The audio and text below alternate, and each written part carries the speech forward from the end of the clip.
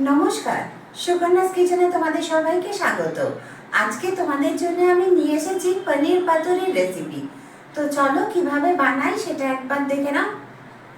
পনির পাতুরিটা ঠান্ডা হয়ে গেছে, খুলে আমি তোমাদের দেখাচ্ছি কেমন হয়েছে। দেখে তোমরা কমেন্ট করে অবশ্যই জানিও।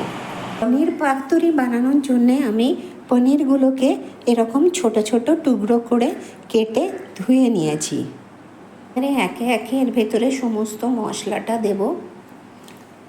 প্রথমে সর্ষে বাটা দিচ্ছি, এবার নুন দিচ্ছি, টেস্টটা ব্যালেন্স করার জন্য অল্প চিনি দিলাম। এবারে সর্ষের তেল দিচ্ছি,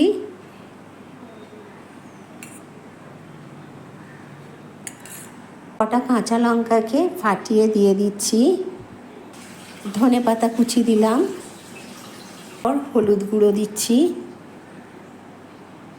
হাতে করে এই উপকরণগুলো সব মাখিয়ে নিচ্ছি।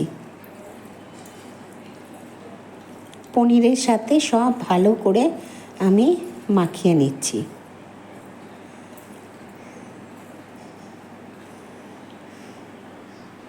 জল দিচ্ছি, টিফিন বক্সটা ঢাকা দিয়ে দিলাম। গ্যাসেতে একটা কড়া বসিয়েছি, তার ভেতরে আমি কিছুটা জল দিয়েছি। এবারে এই যে টিফিন বক্সের ভেতরে পনিরটা মেখে রাখলাম, সেই টিফিন বক্সটা এর ভেতরে বসিয়ে দিলাম। বসিয়ে দিয়ে আঁচটাকে আমি একদম সিমে করে এটা হতে দেব। এই অবস্থায় এই সিমে করে 10 মিনিট রাখবে, রেখে তারপর বন্ধ করে দেবে গ্যাসটা। 10 মিনিট আমার হয়ে গেছে, গ্যাসটা আমি অফ করে দিয়েছি। এবার এটা ঠান্ডা হলে খুলে তোমাদের দেখাবো কেমন হয়েছে। পনির পাতুরি আমার রেডি। গরম গরম পরিবেশন করো ভাতের সাথে।